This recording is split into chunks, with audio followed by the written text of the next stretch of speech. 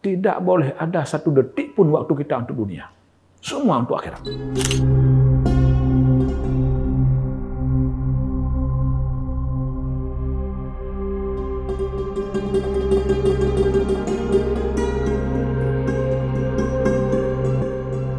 Dasar dan yang paling populer di bulan Ramadan adalah Al-Quran surat An-Nisa ayat 183 yang berbunyi A'udzubillahi minasyaitonirrajim ya ayyuhalladzina amanu kutiba alaikumusiyam kama kutiba alal ladzina min qablikum la'allakum tattaqun.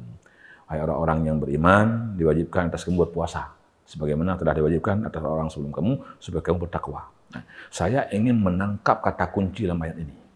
Nah, ayat ini itu mengandung 3 kata kunci yang harus ditangkap supaya puasa mempengaruhi perilaku.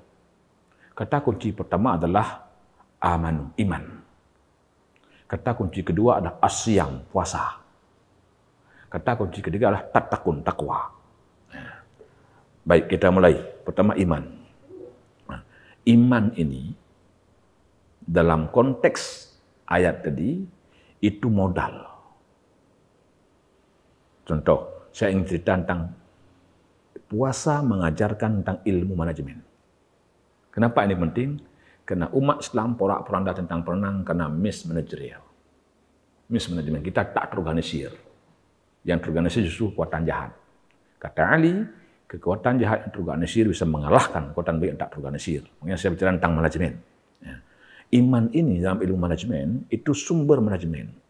Pentingnya iman dalam ilmu manajemen sama dengan pentingnya sumber daya manusia, money, uang, atau modal, kemudian metode, material, sarana prasarana, dan waktu untuk mencapai tujuan sebuah organisasi.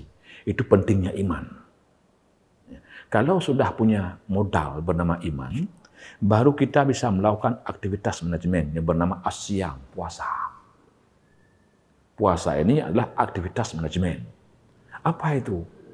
Planning, organizing, merencanakan, bagaimana mengorganisasikan, staffing, bagaimana menempatkan orang yang benar di tempat yang benar.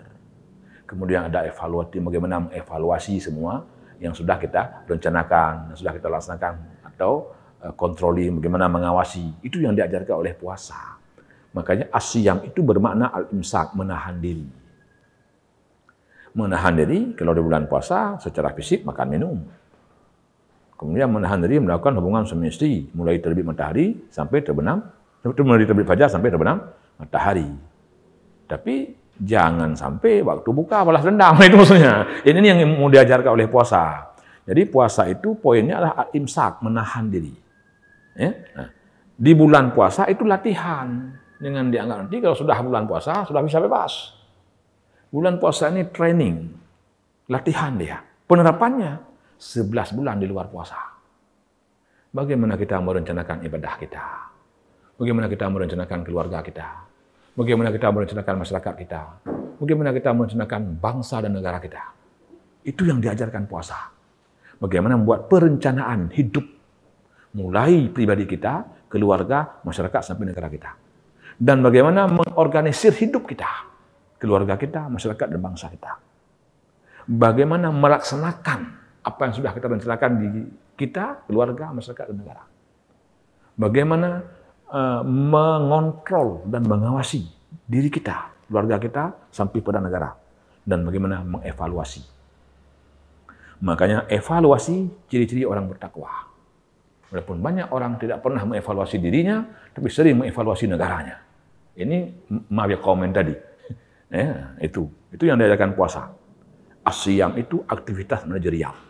Bagaimana merencanakan, mengorganisir, melaksanakan, mengawasi, dan mengevaluasi hidup kita. Mulai tingkat pribadi sampai bangsa, negara, dan dunia. Nah, yang ketiga, tattaqun, takwa. Ini goal. Ini tujuan daripada manajemen. Tujuan hidup. Apa tujuan hidup kita itu? Bahagia dunia, bahagia akhirat. Walaupun orang kadang-kadang salah mengartikan doa sapu jagat.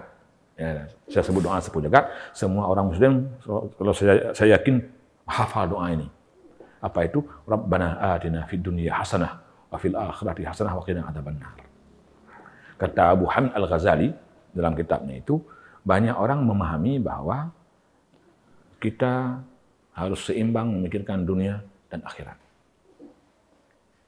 Nah, arti seimbang berarti waktu kita hidup itu ada untuk dunia dan ada untuk akhirat. Itu kata Abu Hamid Al-Ghazali pemahaman yang salah. Tidak boleh ada satu detik pun waktu kita untuk dunia. Semua untuk akhirat. Itu pemahaman yang benar kata Abu Hamid Al-Ghazali. Karena kalau ada satu detik saja waktu kita untuk dunia, kita telah menyanyiakan waktu satu detik.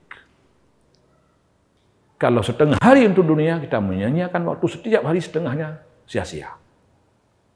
Nah, cuman apa yang dimaksud dengan dunia? Orang berpikir yang dimaksud dengan dunia, politik, bisnis, itu dunia. Ya akhirat, salat. Ini yang keliru. Sebenarnya kata para ulama, yang dimaksud dengan dunia itu adalah apa saja yang menyibukkan kamu dari mengingat Allah semua dunia. Termasuk salat. Kalau saya salat ke masjid, nggak enak sama imam syi, itu dunia.